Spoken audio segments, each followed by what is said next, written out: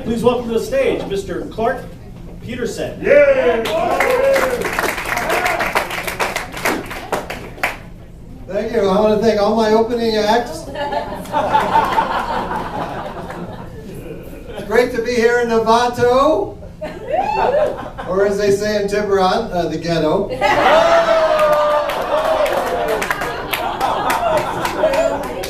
I used to work right over here off of Redwood Boulevard, a little, dicey little neighborhood on the corner of Mayhem and Berman.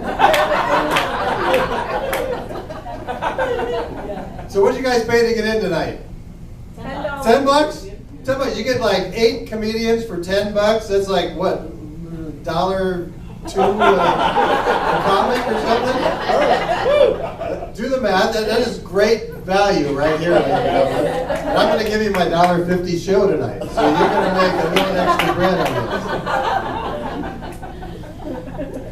this. It's great to be here. This is a special day for me. It is February 19th, which is my 11th anniversary. 11 months ago, I got divorced.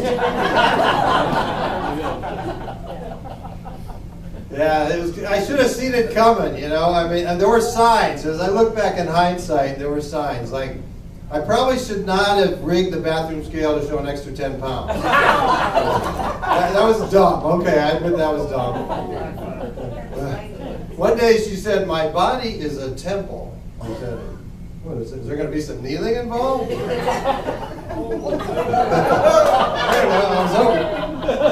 And she goes, "No, what I mean is there's certain things I'm not going to put in it anymore. Like, for instance, you."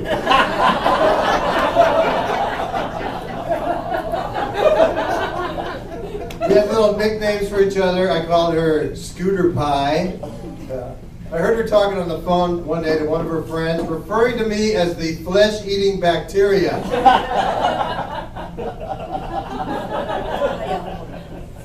She tried to enroll me in a 12-step program of her own design. The first step, you have to admit you're a dickhead. I said, cancel that. But you know what, it's kind of weird because we had a great relationship for like 12 years. And you know, but it was interesting because even when it was good, there was always a part of me that wishes that I was single again. And I think you know which part that is.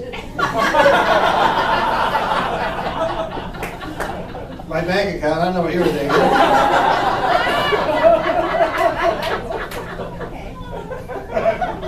There was a little phrase that got me through all the depression, you know, when I was going through this breakup. Maybe you've heard this phrase. You can use it if you're going through sadness in your own life. It goes like this: what doesn't kill you only makes you wish you were dead.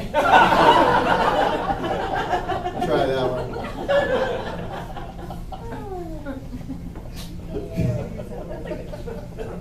It's kind of weird now. I'm in this limbo zone. You know, a lot of women don't want to have anything to do with me. They think I'm a newbie or a rebounder, you know. It's kind of like half an erection. I'm not any good for anybody. But like Danielle, I'm on Match.com. One thing I learned, you have to come up with a really good username and a headline. And when I first started, I screwed up. The username I picked was "No Longer Contagious." And my headline was, "Let's go to dinner, I've got 2-for-1 coupon." So I'm sucking up to women now. My new username is "We'll Always Cuddle Afterwards." And my headline is, "I've got money."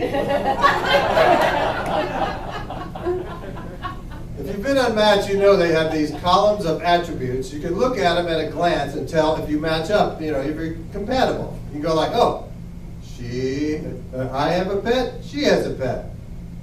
She doesn't smoke, I don't smoke. She has a mustache, I don't smoke.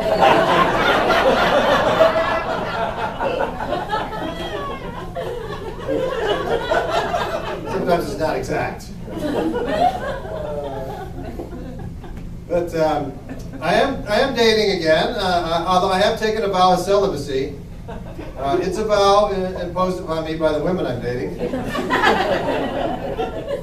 You have to be very careful, like Daniel was saying. There's all these, things out there like chlamydia and herpes and venereal warts and gonorrhea. The old days, you just worried about like cooties, the willies, and the heebie-jeebies. That was it. That's all I cared about.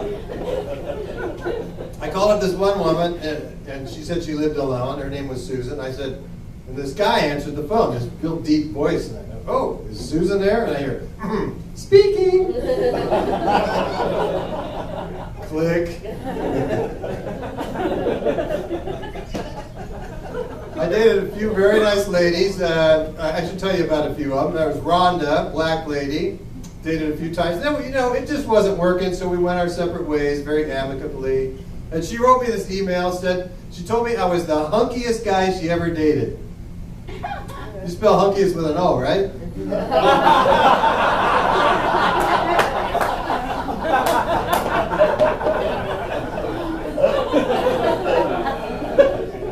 Then there was Alice. Alice was on the chunky side, and she said she liked really big guys because the bigger the guy, it made her feel real tiny. She goes, "When I'm out with you, you're so skinny, you make me look fat." I go, "Oh. Okay, I'll tell you what, Alice, I'll work out a deal with you. I'll gain a few pounds. Now, you shave your head, I'm going to look so bald."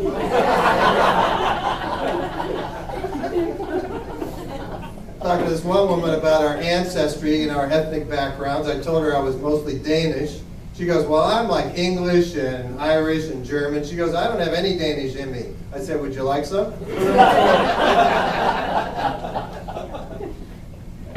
Sometimes I get my ideas for jokes just weird ways. Like one night I'm out driving. You ever do this? You start to drift into the next lane and those little dots jolt the car, boom, boom, boom, boom, boom, boom, boom. You go, "Oh, geez," you get back. So I thought of this. I thought, why don't they have these everywhere in life to keep you from doing something stupid? Hey, I think I'll go date that Kardashian woman. Boom, boom, boom, boom, boom, boom, boom, boom. On second thought, I'm going to get season tickets to the Raiders game. Boom, boom, boom, boom, boom, boom.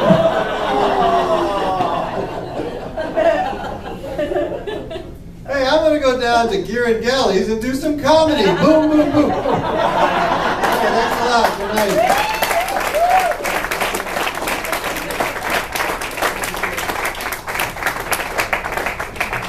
One more time, Mr. Clark Peterson.